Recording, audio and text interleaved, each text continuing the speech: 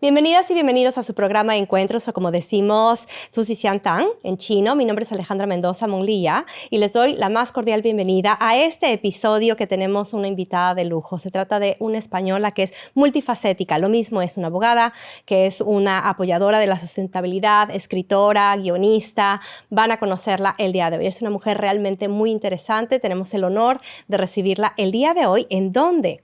Como ustedes pueden ver aquí, este es un estudio de yoga, se llama Mi Tierra.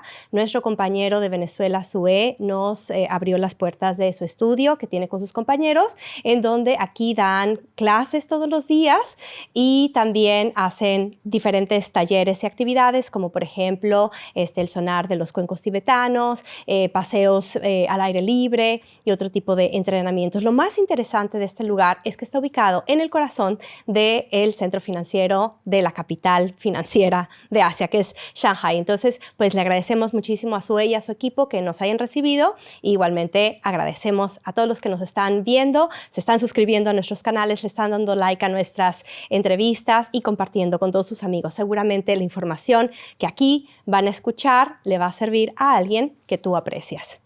Muchas de las personas que han visto este programa me han preguntado con mucha curiosidad cuáles son los artículos estos de joyería que he visto en los programas. Estos son obras de arte de nuestra compañera Fernanda Song. Ella es una china brasileña, diseñadora que ha estado muchos años viviendo en Shanghai y como muestra de amor a este lugar ha creado pues toda una empresa de joyería inspirada en la cultura brasileña y también la cultura china. Estas piezas que estoy vistiendo justamente en este momento están inspiradas por las ventanas del Art Deco de Shanghai con una perlita hermosa. Es un jueguito que son aretes y collarcito hermoso.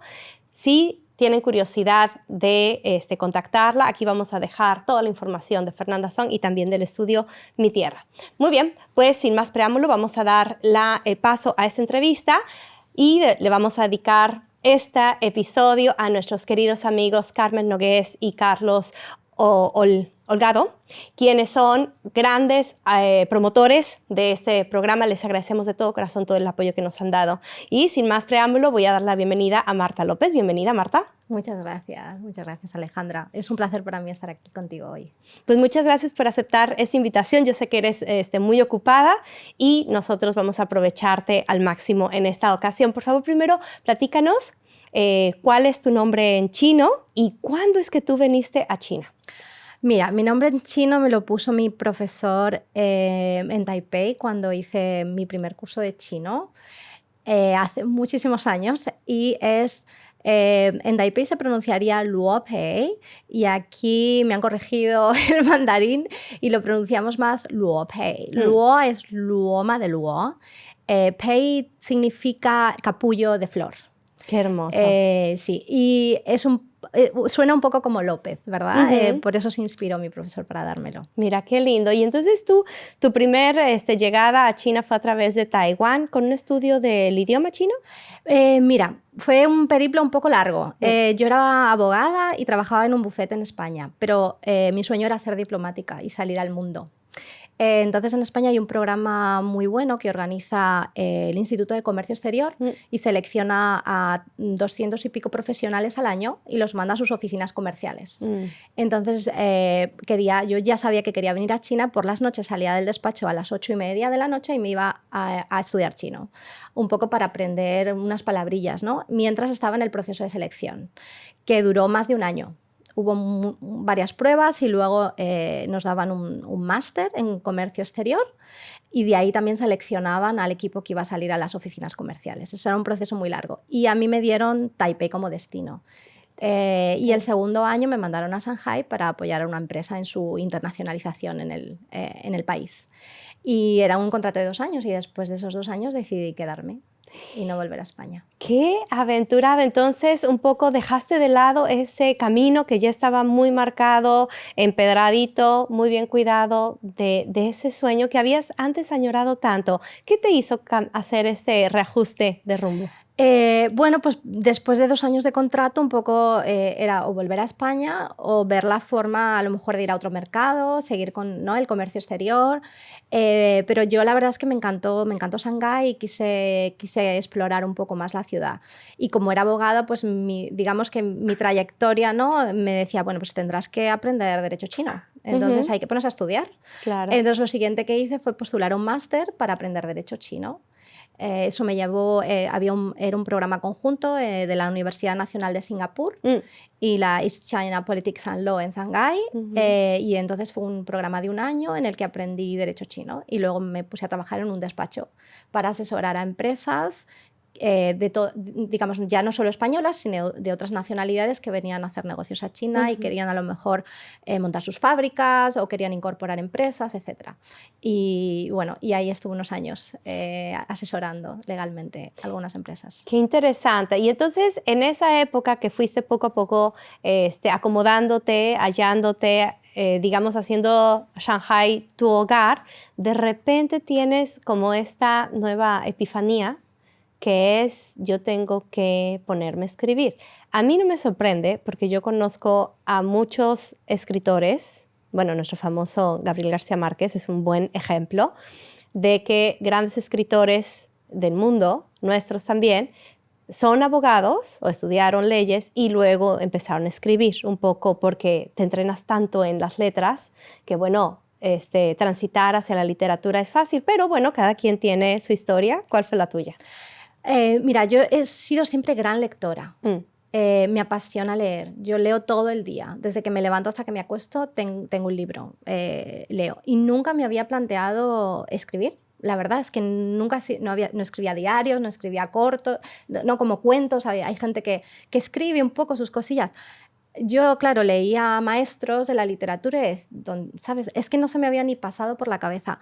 Pero sí he tenido esa tristeza post-lectura cuando te lees una gran obra que te quedas un poco... ¿Y ahora qué leo después de esto? ¿No? Sí, es una cosa muy rara que no sé si era ya la semilla del escritor, porque se lo he oído decir a escritores también, pero sí, tuve una gran tristeza post-lectura después de Guerra y Paz.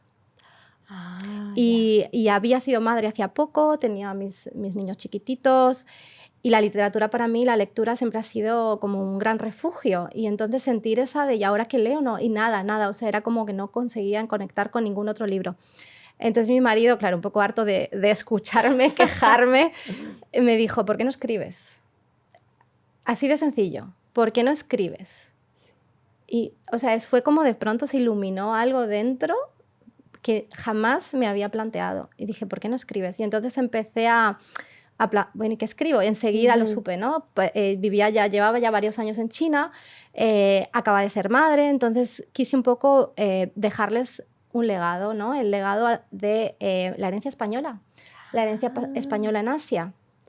Entonces bueno, riquísima. Mi primera novela está ambientada en el siglo XVII, en la colonia española en la isla de Formosa, la isla Hermosa, y es un periodo histórico muy interesante y así empecé. O sea, empecé a escribir un poco así con esa intuición lectora, sin saber un poco hacia dónde, ni cómo se hacía, nada, no sabía nada. Y terminé con una novela de casi 600 páginas que todavía se vende mucho y se lee mucho porque creo que le metí como mucha pasión y mucho corazón. Investigué muchísimo, me empapé mucho, o sea, le puse todo mi amor por la literatura, pero obviamente no es un libro profesional de alguien que sabe hacerlo, ¿no? La estructura, bueno, no sé, digamos que luego... ¿Qué título es y dónde lo publicaste? Lo publiqué yo sola, como autora indie, en Amazon, y se titula De pasión y deshonra. En español. En español. Ok, sí, ¿y eso fue publicado en qué año? En 2017. Fue publicado en 2017. Mira, recientemente, sí. De pasión y de honra. Sí, muy bien. Deshonra. Sí. De pasión y deshonra. Qué fuerte. Y claro, bueno, pues normalmente piensas en tu vida, ¿no? Plantar un árbol, tener un hijo, escribir un libro, ¿no? Y entonces mi marido, que sufrió conmigo el proceso de la escritura, me dijo, bueno, ya está, ¿no? Ya está, Sí, ya has superado hecho. la tristeza post-lectura, ya has escrito un libro. Y dije, no, es que yo creo que he encontrado mi gran pasión. Yo creo que he encontrado mi vocación. Yo creo que he encontrado mi llamada. Creo que tengo que escribir, tengo que seguir escribiendo. Tengo muchas historias dentro, tengo que seguir escribiendo. Claro, entonces, ¿cuál fue tu segundo bebé literario? Sí, me fui a México. Ay, Dios mío, un país lleno de Alejandra, historias, por favor. Me fui a tu patria, sí, a tu patria, nuestra patria, ¿no? Sí. Pues un poco a esa California mexicana. Sí. Que conoce tan poca gente, ¿no? Sí, pero que es súper interesante. Que es muy interesante. Fue un poco mi amor por los caballos. Quería escribir algo sobre caballos, ¿no? Y los caballos me llevaron a los primeros vaqueros. Y los primeros vaqueros no eran los cowboys, eran los vaqueros mexicanos de California. Sí, los californios, los ¿no? rancheros, los ¿no? rancheros. Como los gauchos para Argentina. Exactamente. Sí. Esos caballos, ¿no? Que habían dejado los conquistadores y que se reprodujeron y iban salvajes, ¿no? Los mosteños que estaban por ahí. Y entonces mis siguientes 2 novelas son sobre la California, California mexicana y un poco todo el proceso, ¿no? De cambio y una gran guerra, la guerra con Estados Unidos. Siempre intento elegir grandes conflictos históricos para que mis protagonistas tengan ese como lucha, gran desafío. Sí, el gran desafío, y un poco son empujados por las circunstancias, ¿no? Y tienen que encontrar su forma de conservar lo que aman, ¿no? Su familia, sus valores, sus cosas, sí. Y ese también está publicado en Amazon como indie. O sea, ¿le hallaste el gusto a hacer...? Mira, digamos que por esa época Amazon empezaba a ser ya una plataforma muy potente. Pero todavía había un poco de reticencia en cuanto a la calidad de la literatura. Entonces yo desde el principio me planteé, si lo vas a hacer, tienes que hacerlo con una calidad excelente. Lo mismo que te daría una editorial tradicional. Entonces lo que hice fue contratar a un editor, a un maquetador, a un diseñador de portada, todo. ¿Y cómo encontré a esas personas? En los créditos de los libros de las editoriales tradicionales, ¿no? Claro. Donde dices, le agradezco al editor X porque y yo al editor X le escribo, ¿entiendes? Sí. Entonces la vía de la publicación tradicional es muy lenta. Y digamos que tiene guardianes en las puertas y es muy difícil entrar. Y entonces probé durante 1 año y medio más o menos. Conseguí contactar con agentes literarios y con editoriales, pero los tiempos eran muy largos y yo estaba deseando saber si lo que había escrito merecía la pena y alguien quería leerlo. Claro. ¿Vale? Porque era mi primera novela y yo no sabía si valía para esto o no. Entonces estaba ansiosa porque lo leyeran y los lectores me dijeran, pues me gustó, no me gustó, es malísima o oye, me encantó. Entonces, claro, yo ardía por publicar. Entonces, bueno, pero dije, tiene que ser buena calidad.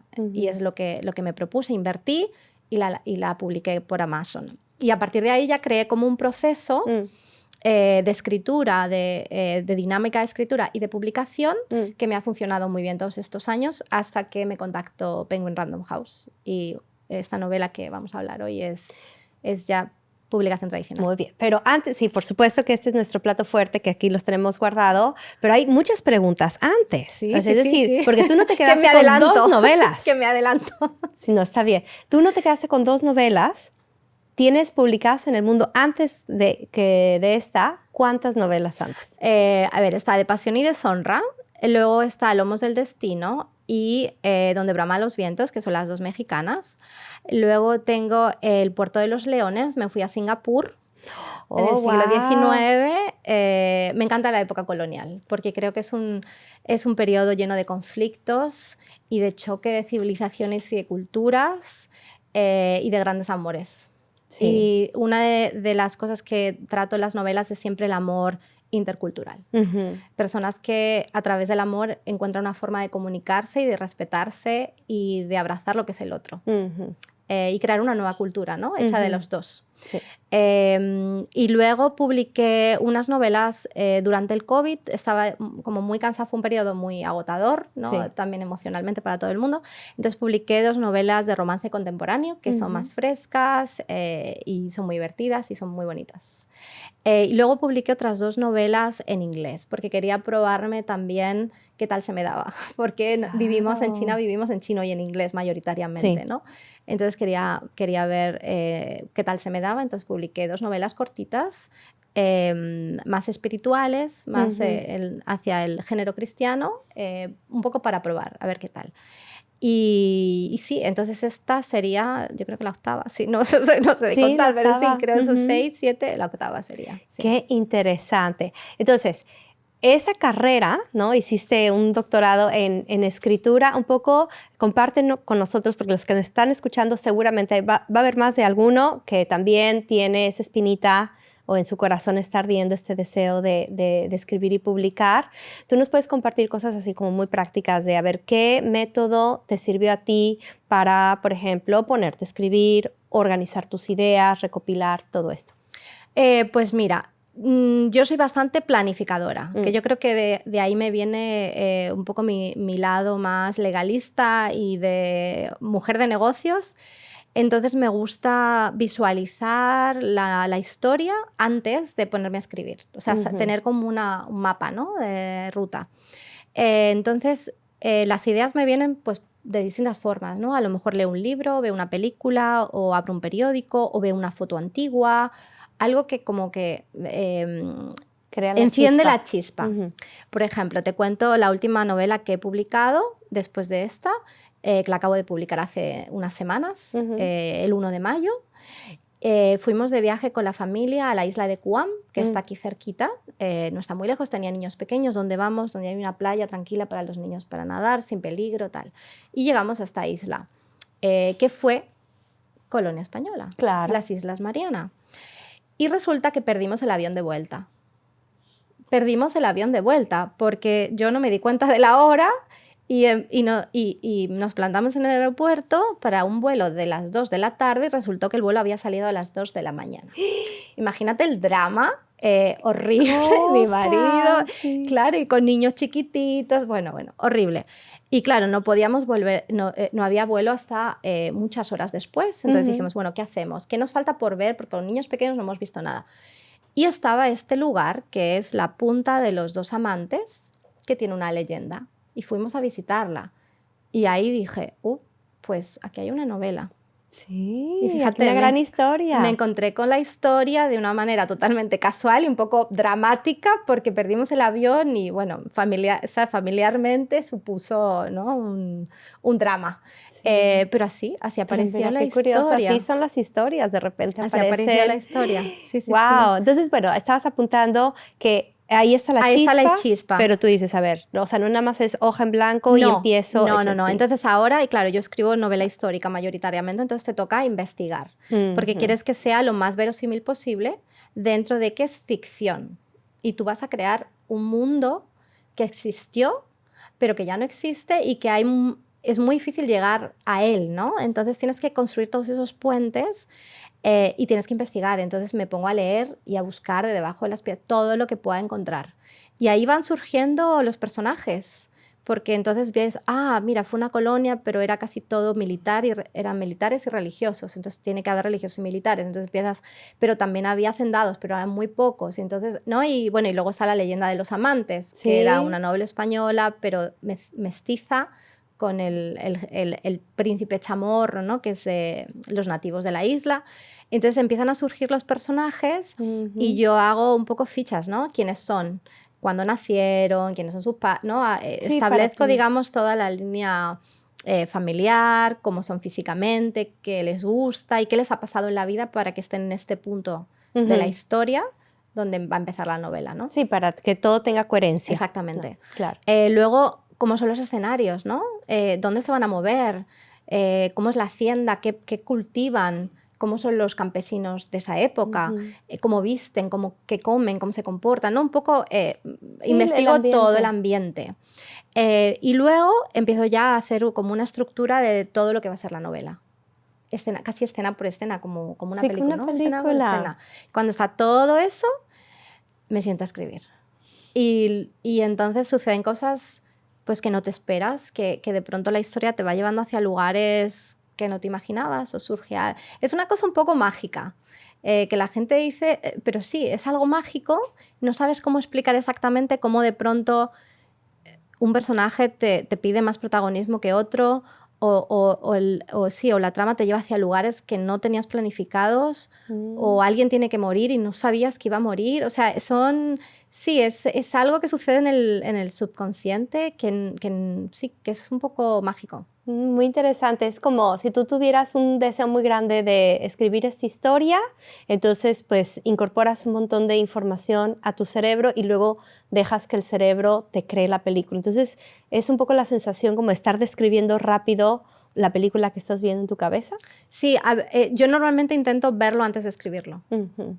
Entonces, antes de sentir, a lo mejor me quedo, es un poco una especie de meditación, ¿no? Me siento y visualizo lo que están haciendo, lo que dicen, ¿no? Todo. Y entonces cuando lo veo bien en mi mente, lo describo, ¿no? Lo escribo, lo pongo en el papel. Qué interesante. Sí. ¿Y tú prefieres escribir en la mañana, a todas horas? Es mejor, para mí yo creo que es mejor cuanto antes. Por la mañana sí puedo escribir, por eso ahora tengo la rutina de escribir todas las mañanas, al menos una hora. Incluso si no estoy escribiendo una novela, estoy investigando, escribo. Porque al escribir mantienes activo esa parte creativa y surgen cosas. De pronto se te ocurre algo, ¿no? Y lo vas introduciendo. Entonces intento escribir todas las mañanas, de 7 a 8 de la mañana. Ah, ya veo, ya veo. ¿Y únicamente en ese horario? Cuando estoy escribiendo la novela, tiendo a escribir todo el tiempo. Para todas las personas que observan siempre estas blusas hermosas que llevo durante las entrevistas, ahora les vamos a contar. Esta es una pieza exclusiva creada por Germanici Art, que es una marca impulsada por una diseñadora de telas alemana que ha vivido por muchos años en China y por su amor a esta cultura ha creado hermosos dibujos a mano que luego ha proyectado en estas telas. Como ustedes pueden ver aquí, esta está inspirada en la ópera de Sichuan, de las máscaras cambiantes. Es una tela súper cómoda, muy linda para llevar en toda ocasión, inclusive en algunos eventos casuales, ustedes se pueden ver muy distinguidos. Así es que no pierdan oportunidad. Contacten con Germanici Art, vamos a colocar toda la información aquí abajo. Por favor, digan que vieron este anuncio en su programa Susi Xiantang Encuentros. Y así que ya saben, pueden adquirir piezas que son para dama, para caballero, para niño, pañuelos, cojines y otras piezas de arte. Así es que a distinguirse con estas hermosas piezas.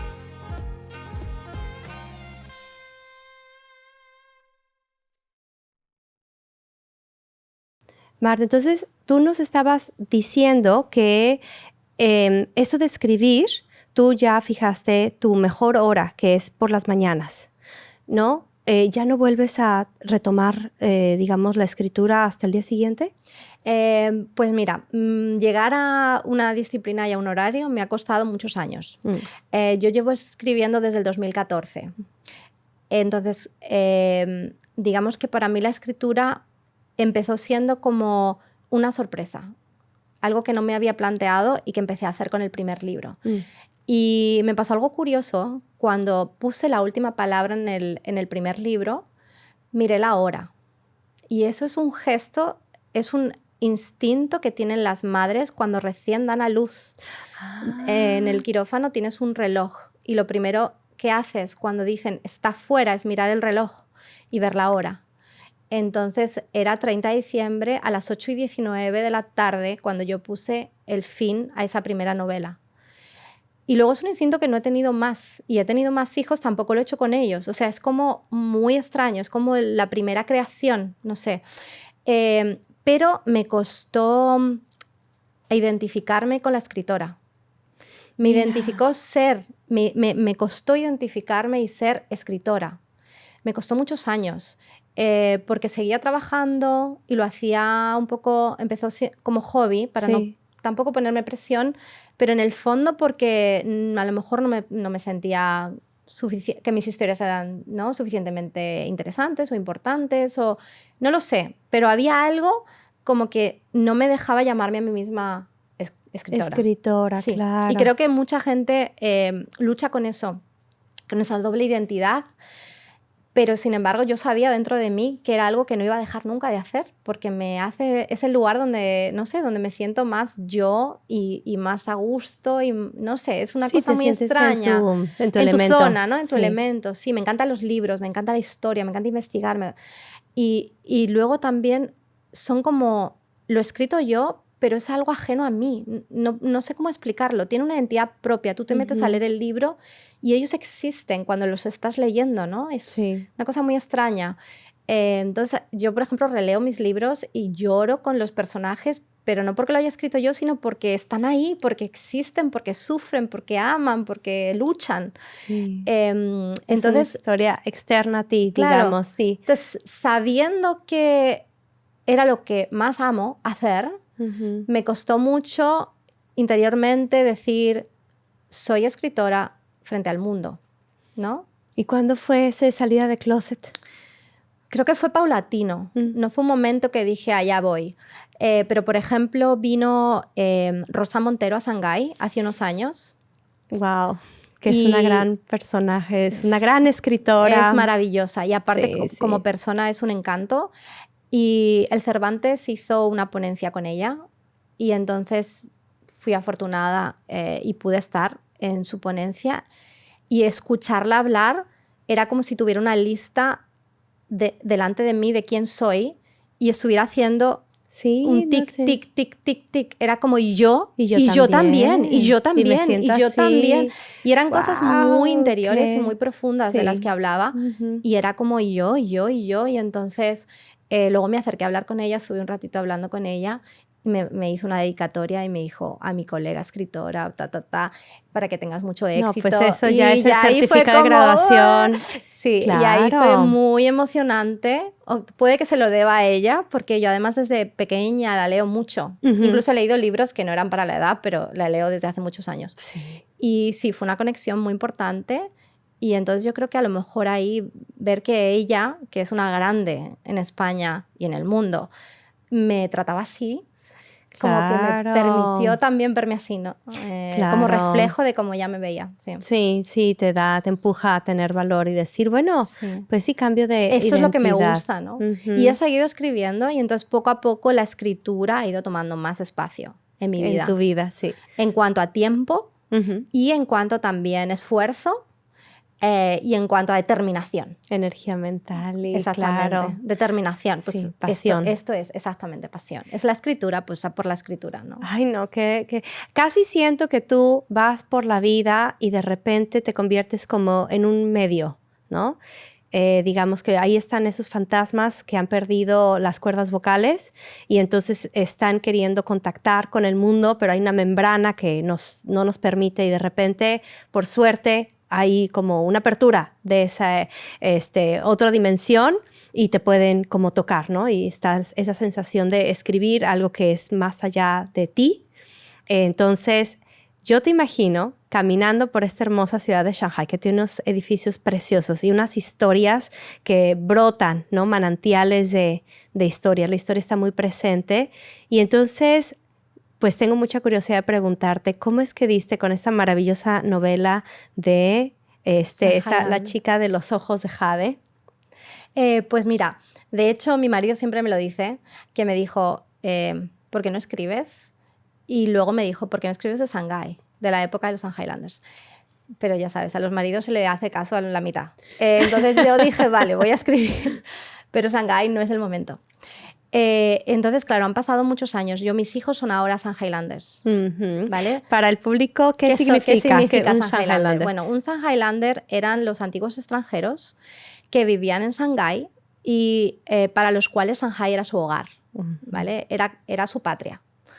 Entonces, en aquella época, teníamos unos territorios concesionados, ¿no? Dentro de lo que era China, eran unos lugares donde los extranjeros, digamos, podían hacer negocio y tenían sus propias leyes, ¿no? Y podían un poco gestionar como si fuera un territorio nacional. Pero eran concesionados en el sentido de que no eran propiedad, ¿no? Sino que pertenecían al Imperio Chino en esa época y luego a la República. Entonces los Shanghailanders se sentían de Shanghái. Y sobre todo aquellos que habían nacido en Shanghái, no conocían otro lugar. Estaban vinculados a la ciudad, ¿no? Es verdad que vivían un poco en una burbuja, pero también pasa hoy, que muchos extranjeros viven en una burbuja, porque vives dentro de tu comunidad o te relacionas con tu nacionalidad, en tu idioma, ¿no? Como el chino es un idioma apasionante, pero no es fácil de aprender, mucha gente renuncia a aprenderlo. Claro, muy fácil. Claro, es fácil obviarlo. Si estás a un nivel de negocios, ¿no? Ellos también tienen una gran educación y hablan idiomas, entonces nos lo facilitan mucho. Y en aquella época, además, la élite china estaba muy estudiada, había salido a Europa, iba a Japón, ¿no? Estudiaba también en otras universidades y se comunicaban principalmente en inglés o en francés, ¿no? Que era el idioma diplomático de aquella época. Entonces, claro, mis hijos han nacido en Shanghái y para ellos Shanghái es su patria.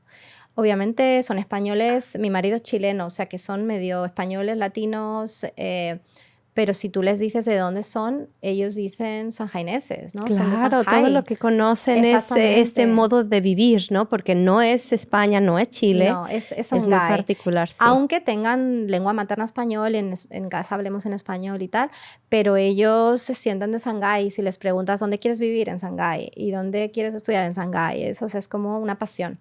Entonces, claro, pero al mismo tiempo, porque tienen cara extranjera, nunca van a ser chinos. Y aparte, la ley china tampoco nos da nacionalidad como hacemos nosotros en otros países. En España, por ejemplo, un chino que vive más de 5 años puede obtener la nacionalidad. Nunca vamos a ser chinos. No vamos a ser nacionales chinos.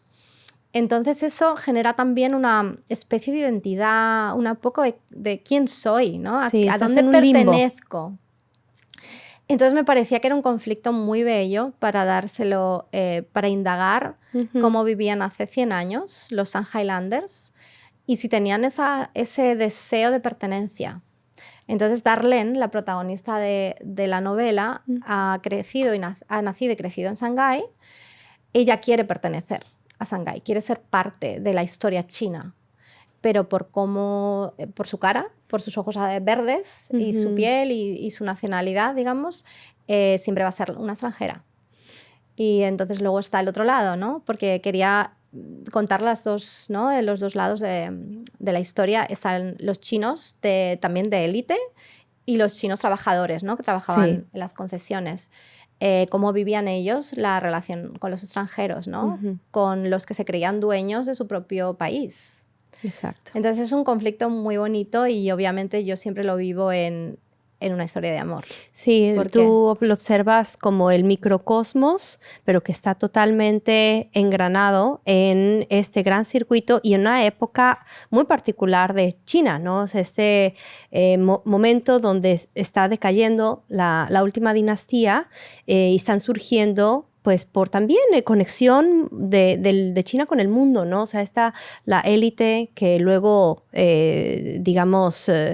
establece la República de China, pues son chinos, pero muy internacionales, ¿no? Entonces hay todos estos flujos de comunicación y de anhelos por el futuro en una época muy tumultuosa. Sí. Exactamente. Este es 1924. El Partido Comunista se acababa de fundar, tenía muy poquitos miembros. Es la época de la guerra entre los señores que están un poco cuando cae el imperio.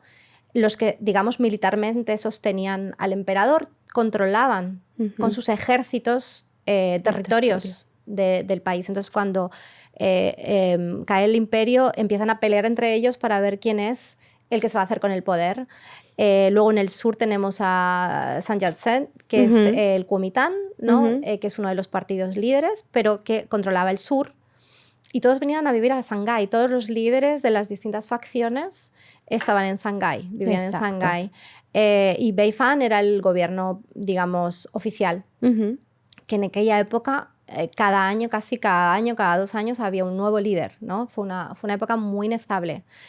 Y cada vez que intentaban venir a invadir Shanghái, sí, o controlarla, gobernarla. Las tropas extranjeras salían a defender sus concesiones. Claro. Entonces en la novela hay parte de esos conflictos también, cuando las concesiones se blindan y sacan a todos los soldados, y vienen también los barcos que estaban en las escuadras del Pacífico, vienen a proteger el puerto de Shanghái y los negocios de los Shanghailanders.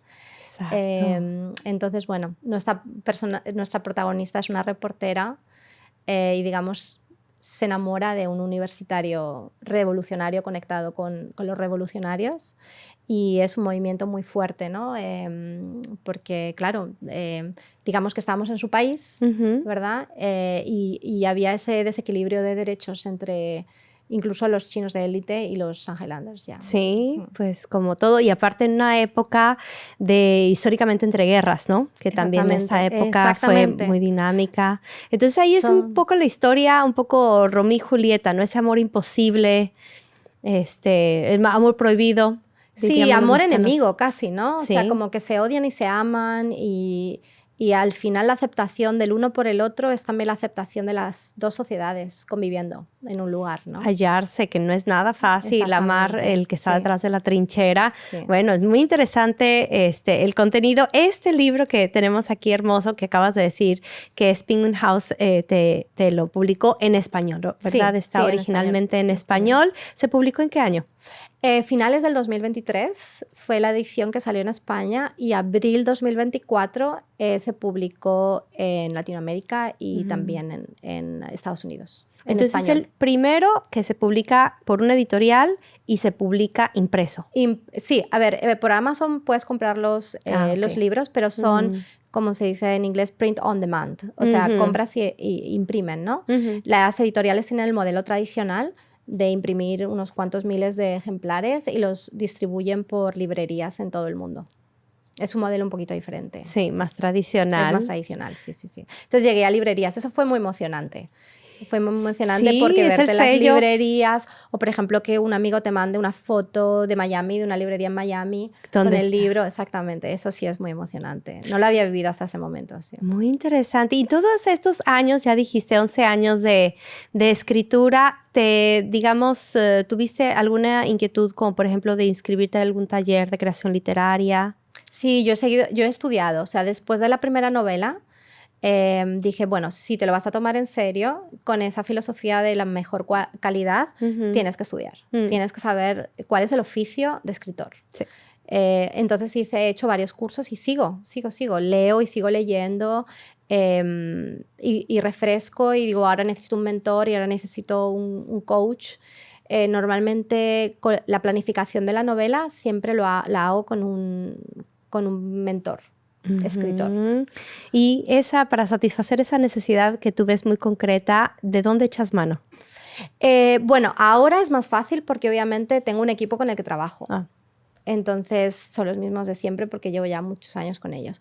Al principio no, entonces era prueba y error. Contrataba un editor y veía el resultado, no me gustaba, contrataba otro editor, veía el resultado, hasta que un poco hay hasta que encuentras a la persona con la que conectas bien. Y que también tiene un trabajo excelente, ¿no? Claro. Los resultados se puede ver, o sea, que estás contento.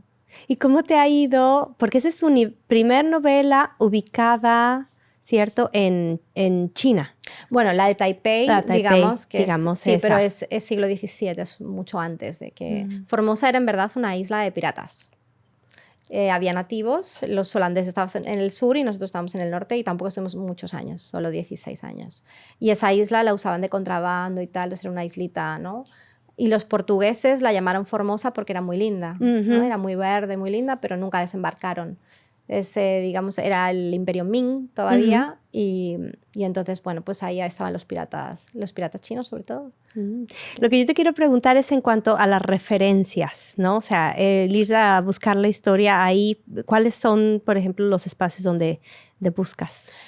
Pues mira, esta de Shanghái fue un poco más fácil, porque como es principios del siglo XX, hay mucho más material. Y ya hay fotografías hay periódicos y hay archivos, hay muchos archivos. Contacté con la Royal Asiatic Society, que es una gran institución. Sí, es una institución que nació durante las concesiones Inglaterra y pretendía un poco promocionar la cultura china o asiática. Obviamente tiene ese tinte colonial. Con la revolución, cuando los extranjeros salimos de China en el 49, ¿verdad? Desapareció, se volvió a instituir creo que en el 2007. O sea que no hace tanto. Muy reciente, sí. Sí, se retomó y entonces ahora es una organización moderna que organiza sobre todo eventos culturales para promocionar la cultura china y asiática. Entonces tienen pues distintos clubes, ¿no? El club de historia, el club de cine, el club de tal. Y claro, yo pensaba como Royal Asiatic Society tienes que ser alguien muy importante. Un erudito de los temas. Exactamente, porque es ese tipo de institución británica, ¿no? Muy rígida. Entonces me aproximé a ellos y me dijeron, no, la membresía está abierta a quien quiera ser miembro. Y dije, uy, vale, pues allá que voy. Y tenían además un puesto abierto en el Consejo de Administración. Entonces me postulé y bueno, llevo 5 años siendo parte del Consejo de Administración y ellos tienen un gran archivo y tienen también una biblioteca con libros antiguos que se pueden consultar. Y también, bueno, en Shanghái hay varias bibliotecas que también se puede acceder a material. Sí. Y leyendo muchos artículos de periódico, porque los sucesos estaban contados por periodistas, claro. Sí, hay mucho material y diarios y... Sí, para esta novela lo difícil fue cortar. Claro, porque hay tantísimo. Claro, la cantidad es ingente. Sí, y clarificar los personajes, claro, ¿no? Para que no ¿qué quieres contar? Borrosos. Y no puedes, claro, no es un tratado de historia, es una historia de amor y de ficción. Entonces obviamente está bien situada y investigada. Sí. Pero no es un tratado de historia. No, pero ahí hay un mensaje que tú quieres dar. Verisimilitud, ¿no? Sí. Verisimilitud. Podía haber sucedido. Esa claro, es la sí, que se puede creer. Exactamente, son personajes que podrían haber existido. Claro, ¿no? Y muy bien situados en su época. Ahí el mensaje que quieres dar es ese mensaje de que se puede transgreder, ¿no? Superar esas barreras de identidad, ¿no? De quién eres tú y quién soy yo, y entonces no nos podemos hablar y ir más allá de romper de separación, sí. A ver, yo es verdad que tengo una lectura un poco positiva de la época de la colonia, que puede ser que levante ampollas y yo lo siento, pero creo que la interacción entre culturas siempre trae algo positivo para ambos lados. A pesar de todo el drama y la tragedia que también trae, surgen nuevas formas de civilización y la cultura como se vuelve más porosa y se aprenden cosas los unos de los otros, ¿no? A veces, pues sí, son, ¿no? Choques de civilización en vez de diálogo, ¿no? Sí, sí, pero sí. En esa época era ya el siglo XX, ¿no? Entonces había ámbitos de diálogo. Sí, pero sí, es muy convulsa, sí, es una época convulsa. Y el amor, yo creo que es fundamental, porque a través del amor somos capaces de sacrificar nuestras propias ideas a veces por meternos en la piel del otro y entender de dónde viene y por qué piensa así, ¿no? Porque si no, estás siempre en tu punto ideológico, ¿no? Sí, y tu cultura se convierte en una cosa rígida que no permite entender al otro. Pues la vara de medición con la que voy a ver al mundo, y eso es pues muy parcial, por decirlo.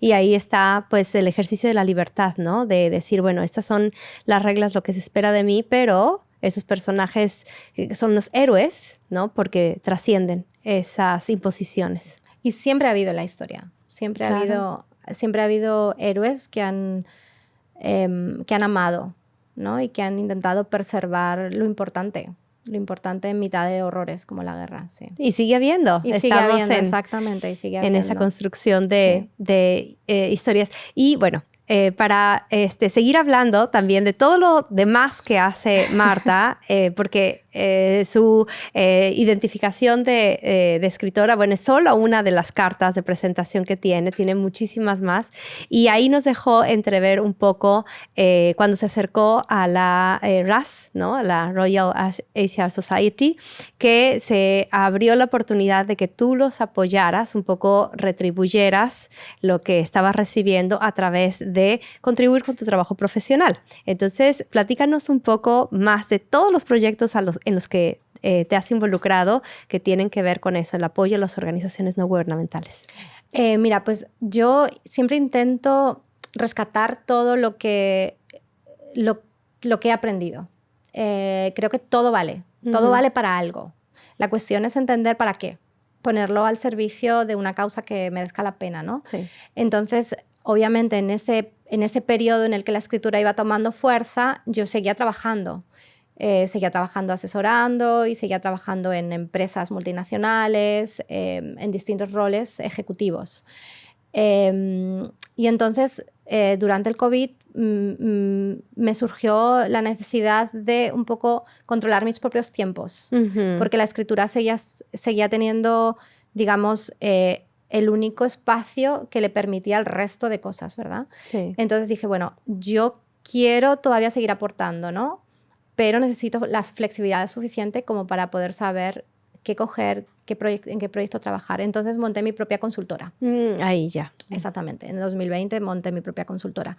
Entonces uno de los proyectos en los que trabajé fue en una ONG que se dedica a dar formación a chavales de las zonas rurales, digamos que han dejado el colegio demasiado temprano, porque a lo mejor tienen que cuidar de un abuelo enfermo o porque los padres se han ido a las ciudades y se han quedado, ¿no? Los niños que se han quedado detrás en los pueblos, y entonces están en fábricas y no tienen forma de formarse y hacer una carrera, ¿no? Entonces, bueno, esta organización la había montado trabajadores del consulado francés, y los franceses que les encanta el pan y los bollos, el bakery y tal. Era un programa vocacional para formarles en pastelería y panadería, y luego que pudieran incorporarse a hoteles de 5 estrellas y ya tener una carrera que los sacara un poco de la marginalidad y de los salarios bajos y tal. Entonces ese fue el primer proyecto. Y desde ahí dije, mira,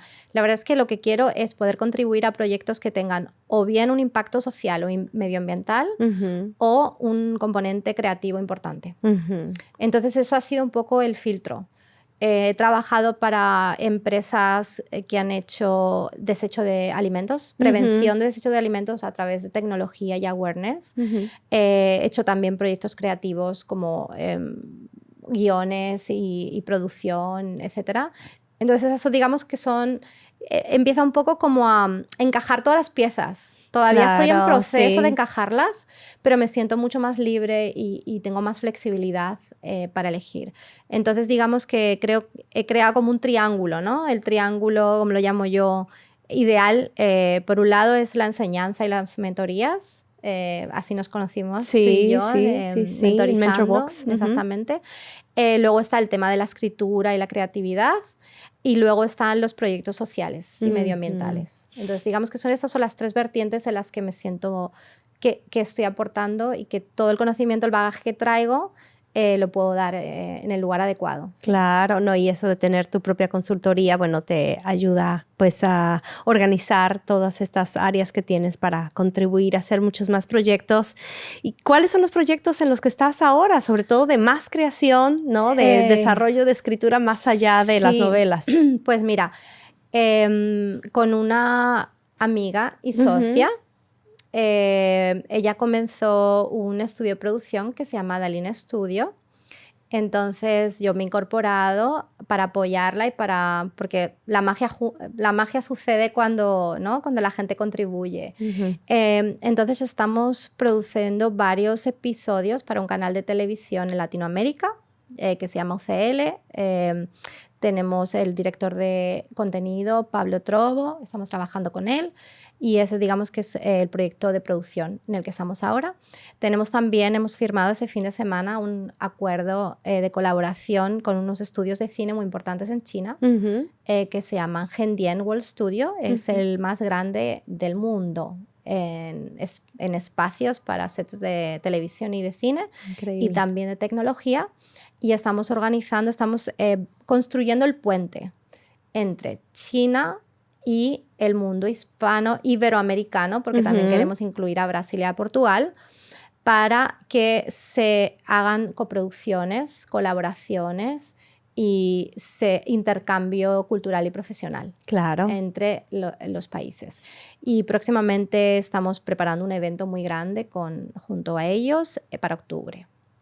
Sí, porque hay mucho diálogo que ya le da la vuelta a los canales tradicionales, ¿no? Hay un diálogo directo entre el sur, ¿verdad? Los países del sur y nosotros que tenemos tanta creatividad, ¿no? Nuestros países que hay tanta producción, tantas historias y gente talentosa.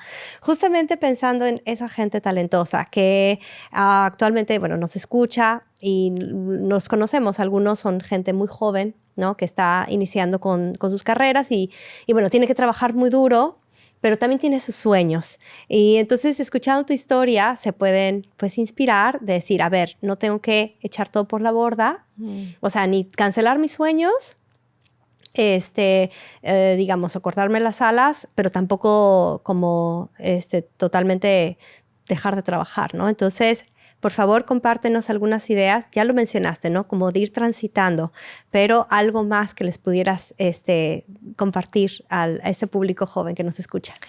Mira, pues lo primero es que yo no he tenido mucho apoyo. Creo que es importante. Yo creo que todo el mundo nos sentimos así. Porque siempre. A veces sí, porque digamos que hay jóvenes que tienen apoyo familiar o económico, digamos, ¿no? Entonces puede resultar un poco más fácil y ahí la dificultad es saber qué y a dónde, ¿verdad? Las respuestas a las preguntas o incluso las preguntas. Sí. Cuando tienes pocos recursos económicos, como era mi caso, vas como el agua, tienes que entrar por las grietas. Tienes que entrar por las oportunidades que se te presentan y agarrarlas y a por ellas. Porque no puedes decir, me quiero hacer ese máster porque ahora quiero ser esto y como tengo el dinero me lo puedo permitir. Yo he sido becada en todo lo que he hecho.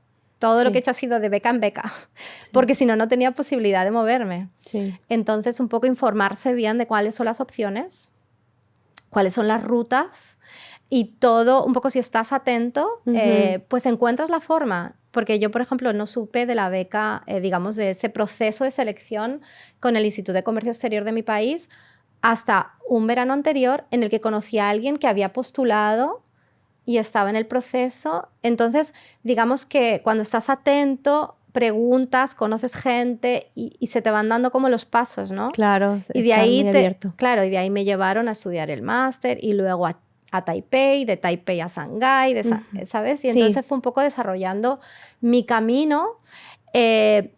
No ves el camino cuando miras hacia adelante. Claro.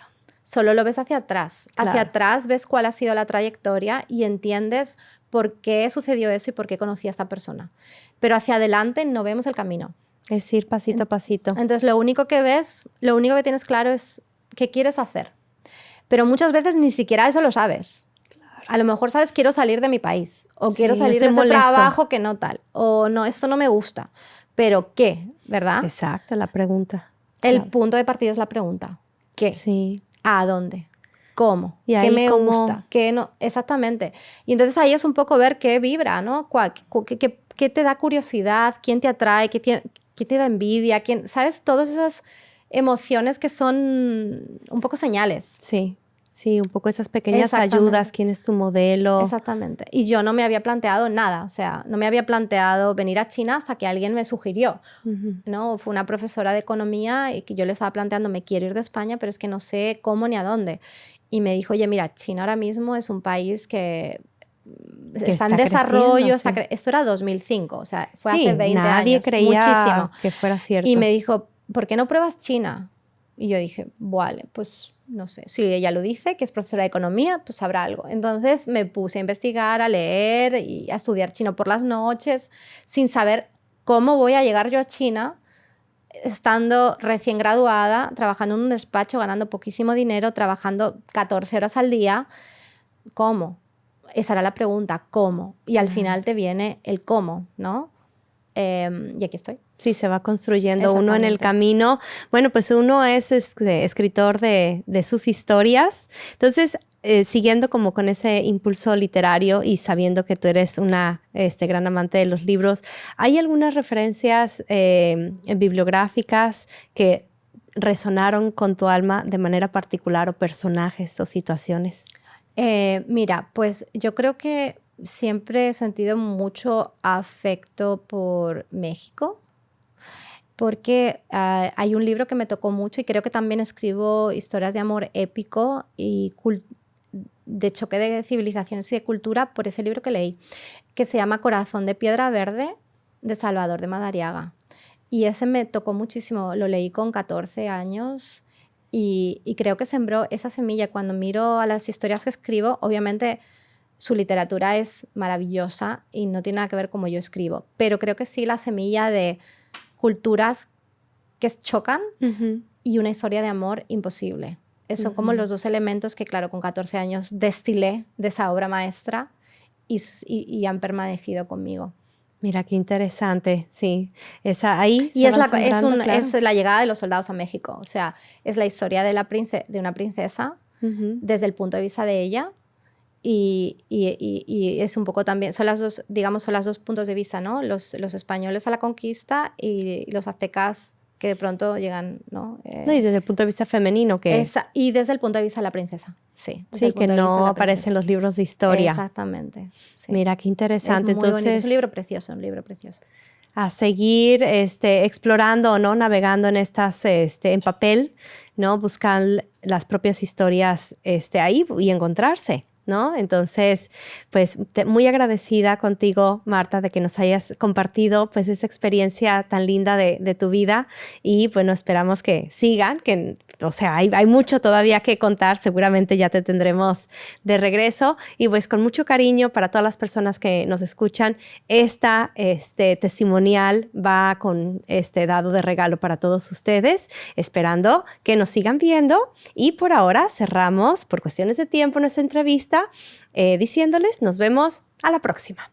Estimados amigos, a nombre del equipo de Suzy Xiantang Encuentros y su servidora, Alejandra Mendoza, les agradecemos haber escuchado esta entrevista.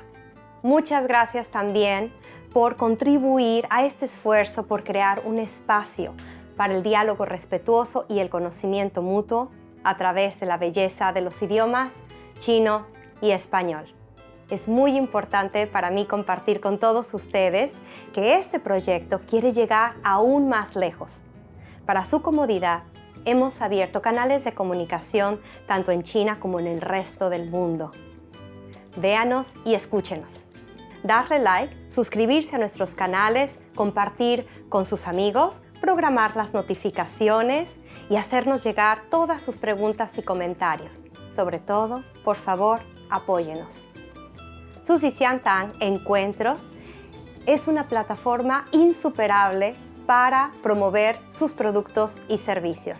Nuestras puertas están abiertas para todos aquellos que quieran promoverse con nosotros. Para mayor comodidad, les ofrecemos nuestro sitio web que es www.encxxtros.com.